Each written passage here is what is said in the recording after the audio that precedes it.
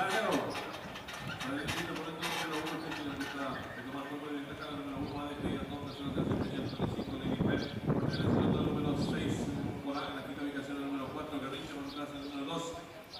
El Indio Veloz competió en los últimos 500 metros, va cabeza a cabeza por el número 1, el príncipe Lucas, Gustavo Teo, el número 1 de Cría, Tony está en la recta final, últimos 450 metros finales, por fuera el número 1 de Cría, todo pequeña ventaja sobre la número 1A, el príncipe Lucas, tercera desempeña participante, el número 5 de Guipé, después ya los últimos 300 metros finales, va a haber lucha de la tira, la número 1 de Cría, todo pequeña ventaja sobre el número 5 de Guipé, que si te